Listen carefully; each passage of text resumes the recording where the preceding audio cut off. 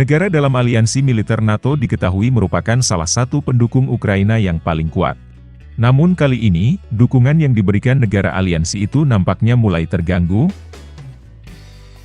Pada Sabtu, Kongres Amerika Serikat meloloskan rancangan undang-undang belanja jangka pendek selama 45 hari, setelah perdebatan berminggu-minggu mengenai berapa banyak dana yang harus dipotong dan prioritas konservatif lainnya. Pada akhirnya, RUU tersebut yang secara formal dikenal sebagai resolusi berkelanjutan, mendapat dukungan bipartisan. Namun bil itu tidak mencakup pendanaan tambahan untuk Ukraina. Presiden Joe Biden, seorang pendukung setia Ukraina, meminta $300 juta untuk menambah senjata bagi Kiev dan untuk melatih tentaranya.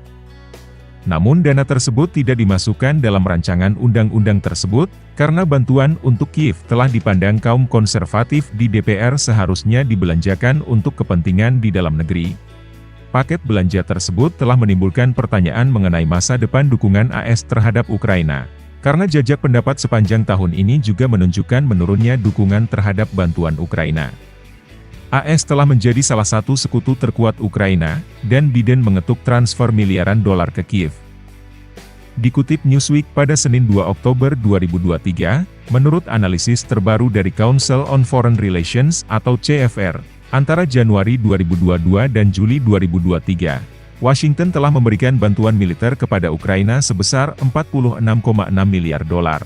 Bantuan kemanusiaan sebesar $3,9 miliar, dan bantuan keuangan sebesar $26,4 miliar, dengan jumlah total sekitar $77 miliar. Sementara itu, Ukraina juga menerima kabar buruk pada Minggu dari Slovakia setelah Robert Fico, pemimpin Partai Populis Smer SD di negara itu, memimpin partainya meraih kemenangan dalam pemilihan parlemen di Bratislava. Slovakia berbagi perbatasan timurnya dengan Ukraina dan menyediakan jet tempur MiG-29 era Soviet di tengah serangan Rusia. Fico bagaimanapun berjanji untuk menghentikan bantuan militer dari Slovakia, dengan mengatakan dia hanya akan mendukung paket bantuan kemanusiaan.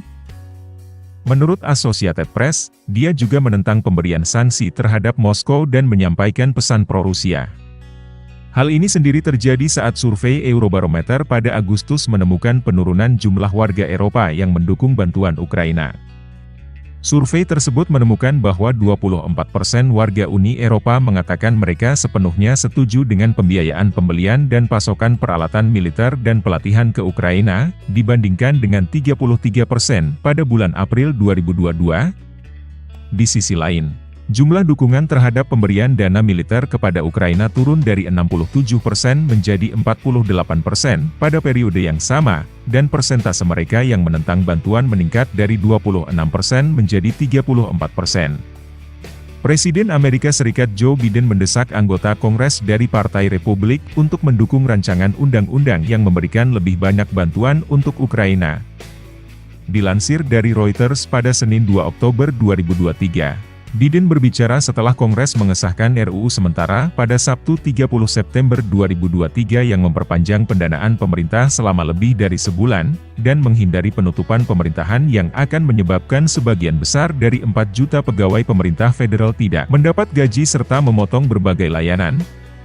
RUU yang disahkan dengan dukungan luas dari Partai Demokrat dan Republik, memicu Partai Republik garis keras Matt Gaetz berjanji untuk menggulingkan Ketua Dewan Perwakilan Rakyat dari Partai Republik Kevin McCarthy.